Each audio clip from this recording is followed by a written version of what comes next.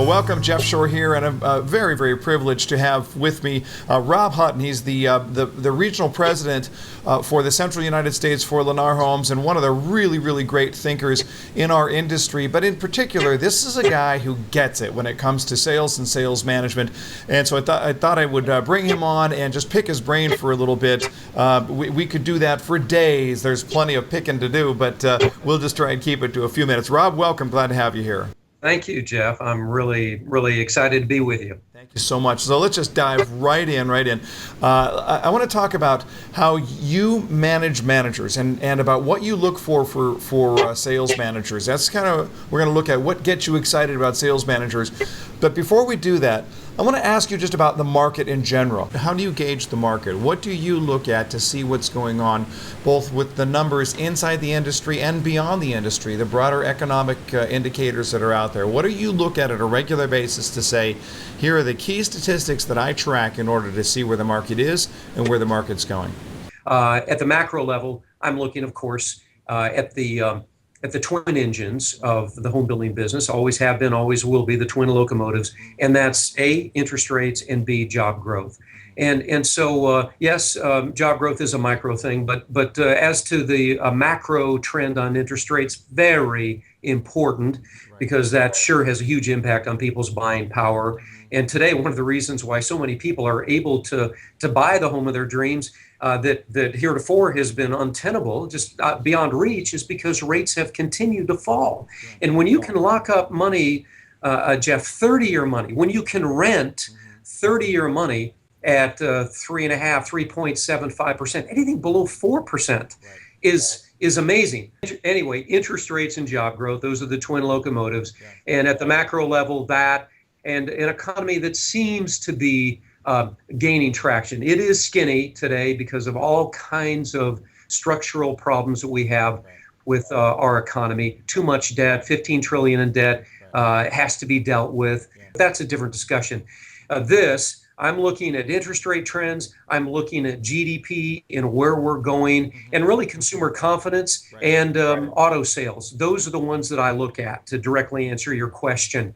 Auto sales, I don't know why, but there seems to be a linkage between consumer confidence, auto sales, and home sales. And I've watched them for decades. As auto sales, in the rear view mirror, auto sales are up. I look back and I say, what the heck? Our sales were up about that amount. Auto sales down, I look at our sales, and they were down as well. So I think the two happen to pertain to big ticket items and something about consumer confidence.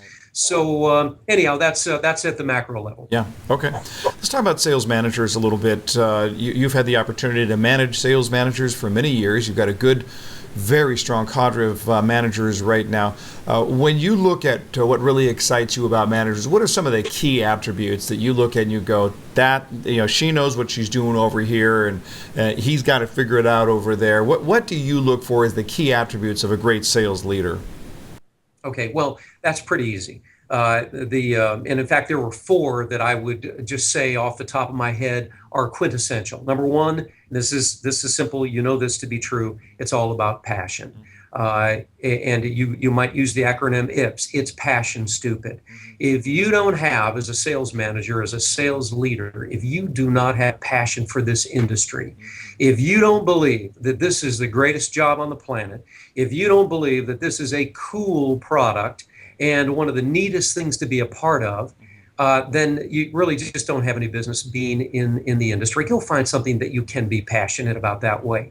But look, we have a product here that's still a rite of passage in our culture, and not just the United States. This is something that's true around the globe. People want to own their own home. It's something, Jeff, it could be a signal that you send to mom and dad. Hey, you've done a good job. I've made it. I'm buying my first home now. You've launched me. You've given me roots, deep roots, and you've given me wings to go fly. And as evidence of it, we're buying our first home. And so that's deep in our culture. That's a very cool thing. Look, I've got a water glass here. We could be selling this for a living. How do you get passionate about water or about a plastic cup? Right. We could be selling, I don't know, glasses or pens. You know, what is it about this that gets people excited? But and I know you've had the same experience, as I go out, I'm in subdivisions, in communities, meeting with our people all over the country. I do this on a routine basis because that's where the show is. We'll talk more about that later, perhaps. But when I go out there, sometimes I come across an agent who is with a couple that's buying their first home. And somewhere in there, if I time it just right, I get to the point where she's signing off on the paperwork, he's signing off on the paperwork, and then she starts to cry. And then what happens? The husband starts to cry. And then what happens? The agent starts to cry. And then what happens? I start to cry. I get choked up because it's such a cool thing. Absolutely. And this is the emotion of the product that we deal with, Jeff. This is the cool thing about homes and about master planned communities and about allowing people to get out of those things that they hate, those apartments, and into their very own slice of Mother Earth. This is the cool thing about it. And so if a sales manager doesn't have passion about this, if they just don't believe this is the neatest job on the planet, they're not going to be worth a lick. And if they have it, that's the starting point. Hey, Jeff, it may be the most important of my four, but it's one way or the other. It's the quintessential ingredient. IPS. It's the passion, stupid. Okay. So anyhow, from there, then I would say you got to have energy. You're the chief dispenser of energy in your organization, in your division. Everybody, the land guys, the construction guys, the purchasing guys, even the DOS. The division president, they all look to you as the one who's the chief dispenser of energy. So you got to be up, and you've got to have a smile on your face, and you've got you got to have zip. And I see those that most succeed, that are the greatest managers that I've come across. They just have gobs of energy. They're just always up. They're always energizing those around them. They've got this fire within them. They sometimes pinch themselves about how lucky they are to be doing what they're doing. And there's just something about it being wired in 24/7, always on call, never away from it. Instead of saying, oh, crap, I got to work another 7 days or 6 days and take that time off. And by the way, don't call me. The ones that are the best, and I've got, for instance, 2 sales managers in Houston. And I'm telling you, those ladies just work 24/7. They're always on call. But instead of saying, what a drag, what a hassle, they just love it. And just say they can't believe how lucky they are to be in an industry and in a field and in a position where they get the broad view. They get to leave the office at noon each day, go out to the subdivisions and mix it up with their own agents and then with the competition, and then go drive land. And their view is always changing, and something new comes in, a new challenge every day. Right. So I would say that energy and that being a dispenser of energy, maybe the chief dispenser of energy, is another quintessential ingredient. Okay. All right, so we have passion, we have energy. What are the other two? I would say then the third would be just this ability to get in the weeds. It's one thing to have passion, but now this relationship, this really, again, a quintessential perhaps linear relationship between managing in the weeds, managing the details, and success.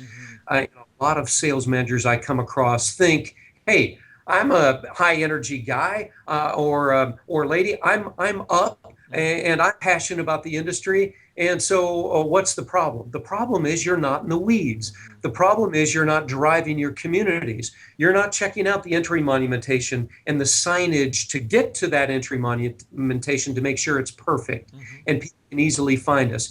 You're not driving the community looking at the cleanliness of job sites. You're not in there looking at the model complex, making sure there's no trash in the shrubbery beds, making sure that that flag is properly flying and that it's not tattered, making sure that the sales office itself is tidy and the agent's office is not disheveled.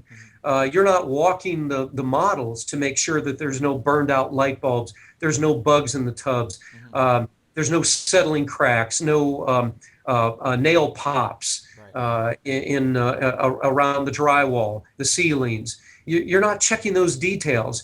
Your models are not clean. Your model complex is not tidy.